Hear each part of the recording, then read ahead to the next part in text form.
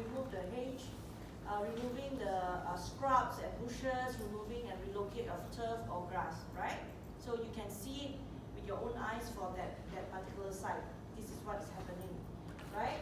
So when you go, please refer your NRM also as well, right? So these are the things that you need to do, okay? So then, the next thing, removal, this is site clearance. So the first taking off list that you need to do is site clearance. Okay, you're taking off list, site clearance, where these activities will be conducted. All right. So if you go to 5.2.1 is now removal of topsoil. So these have yet to be done across the site. You can actually observe. So normally we will actually excavate about 150 mm thick of the topsoil, right? Like what the video has said, topsoil is not appropriate for us to build anything on top because it's not strong enough. So topsoil to be removed is measured as planned area.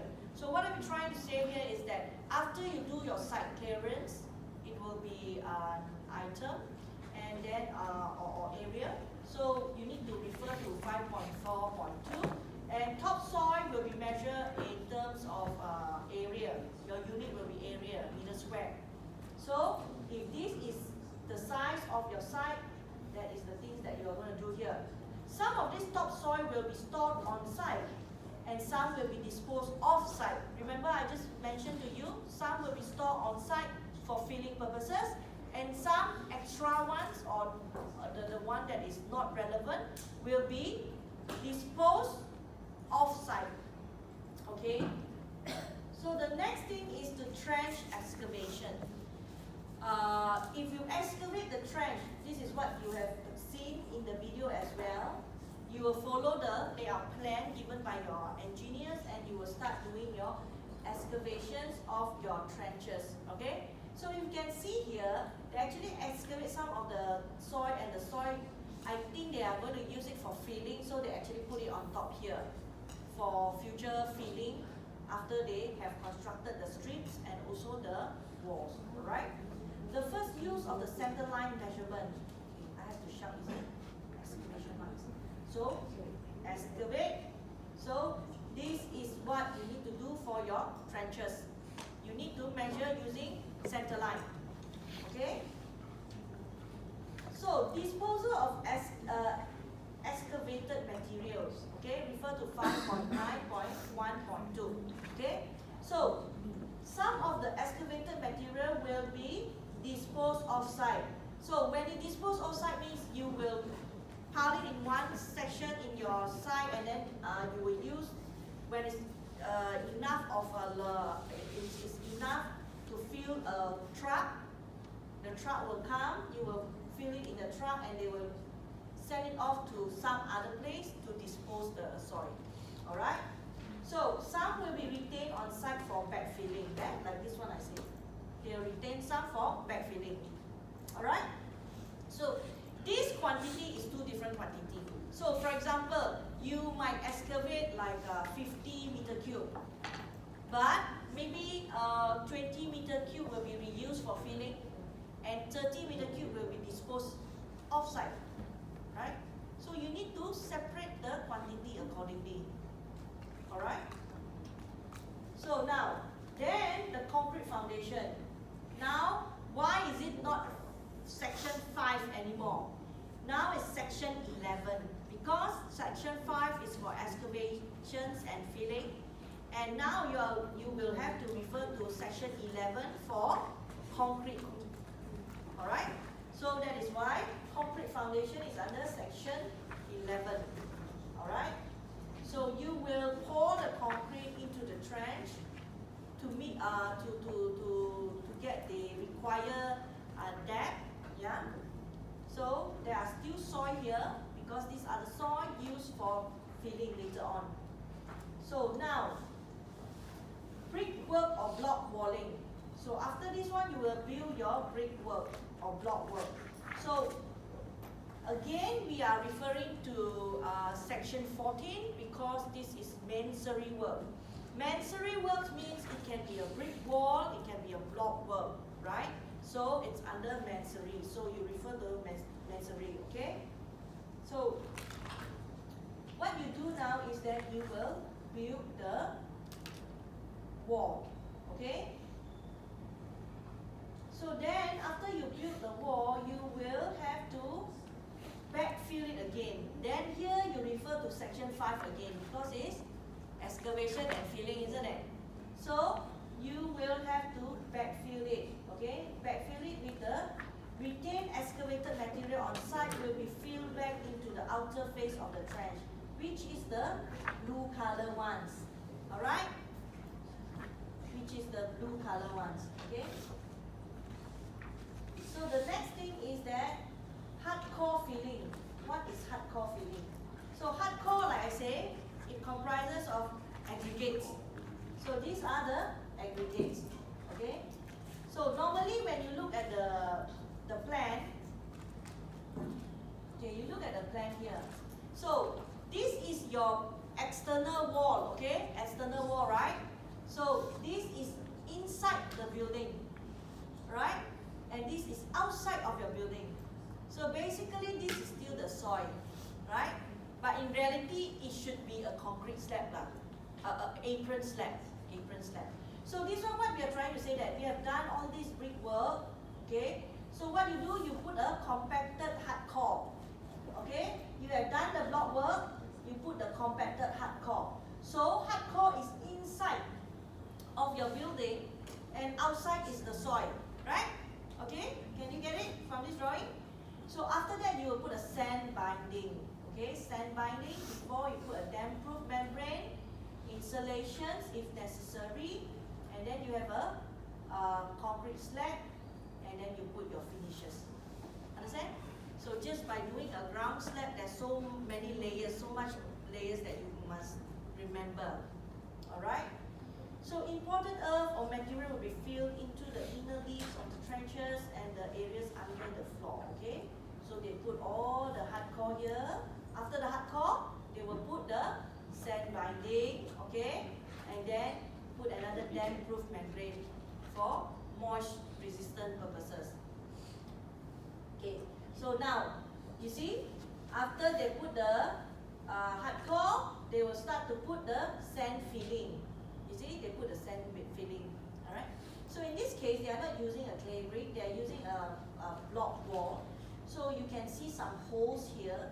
Reason being because these holes can actually allow wiring to be, can allow wire to go through, okay? So imported earth or material will be filled into the inner face of the trench and the area under the floor. Okay, this is sharp sand filling. Okay, after that, you have to put the damp-proof course. Okay, so damp-proof course is another section again. Okay, section 14, which is under masonry. So basically, this damp-proof course is actually on top of the brickwork. So if you look at the drawings given here, the damp-proof course is here.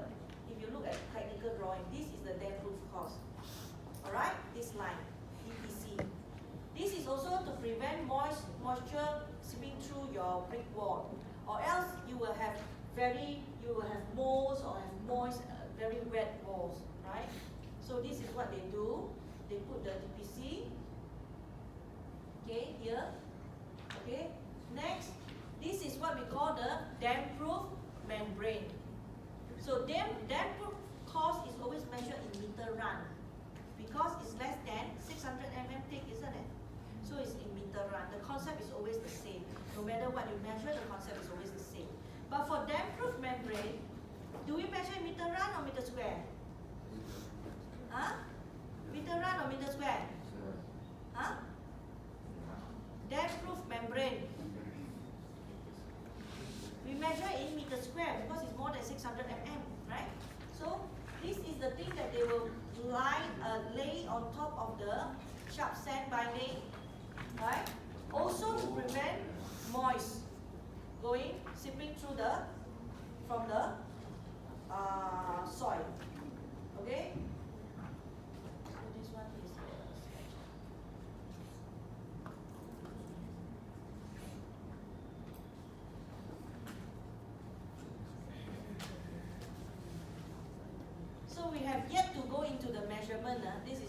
understanding of the, you know,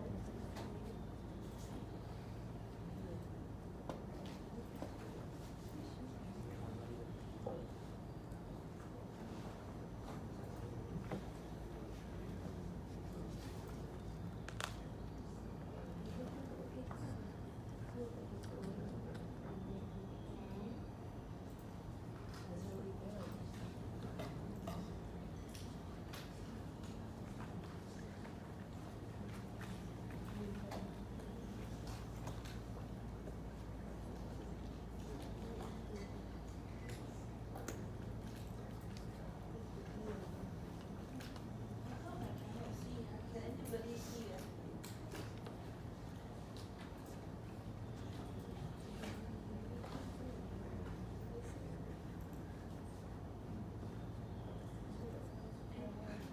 I need to download again.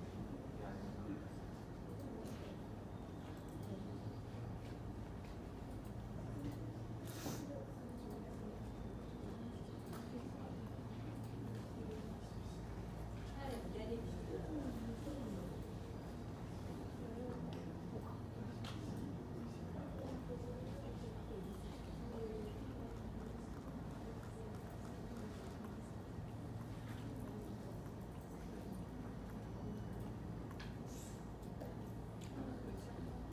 Okay, class, I think this one you better go and print it out. Tomorrow we can do it together. But this one, M100. I think this one, you don't need to be to scale because we are going to use dimension method to calculate. So I don't think it's necessary to be A3. Because if it's necessary to be A3, we will write it there. But this one, they have scales.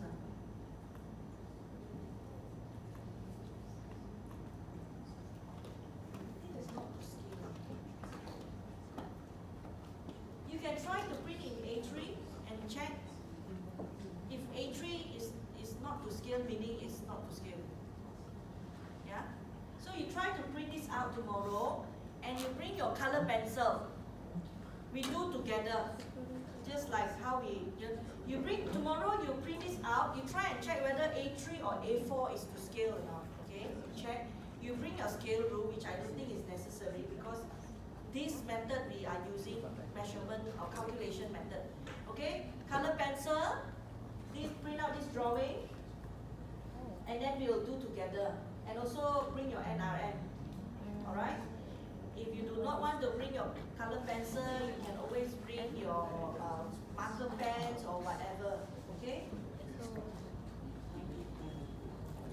Alright? So I would advise you to actually go through this taking off first so that tomorrow when I teach, you can ask me straight away the question that you don't understand. Alright? Among all the things, this is the most complicated one. So please do revision before you come for class.